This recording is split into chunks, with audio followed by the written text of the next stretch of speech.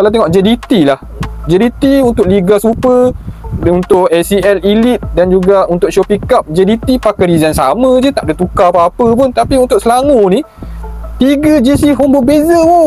Kalau korang nak tahu kenapa Selangor ada 3 jersey home berbeza, korang boleh follow dulu Parley Traffic, sebab Parley buat konten pasal jersey dan juga bola sepak. 3 jersey home ni untuk 3 tournament berbeza. Dia ada Liga Super ataupun domestik punya liga. Lepas tu kita ada ACL2 dan juga Shopee Cup. Ada 3 tournament.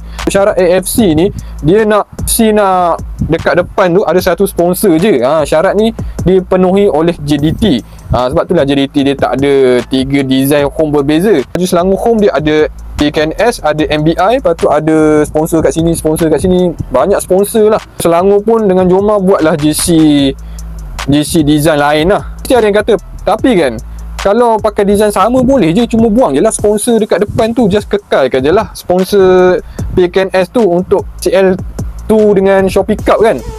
Inilah pergi kepada poin kedua. Selangor FC ni dia nampak syarat AFC ni hanya benarkan satu sponsor je, so diorang pun buka lah, orang kata apa, ruang untuk sponsorship letak dekat depan tu.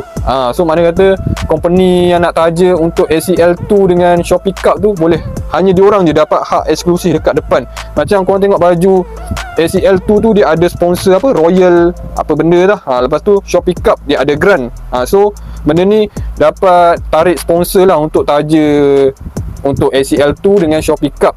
Dan diorang tukar sekali dengan design. Sebab pergi kepada poin ketiga, bila dah sponsor lain-lain untuk ACL2 dengan Shopee Cup, so kita Selangor kena buat design lain. Sebab fan-fan Selangor ni apa-apa sahaja jersey yang Selangor jual, mesti diorang akan belilah. So Selangor FC pun buat design ACL2 dengan Shopee Cup.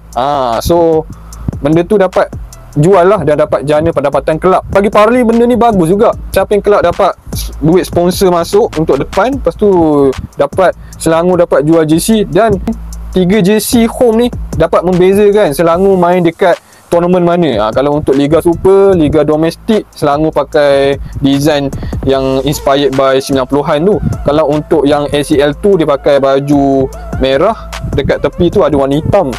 Dan kalau untuk Shopee Cup dia ada baju ala-ala motorsport. So 3 jersey ada 3 identiti berbeza lah. So kalau korang nak dapatkan jersey Selangor original, korang boleh tekan link bio dekat Parley Traffic.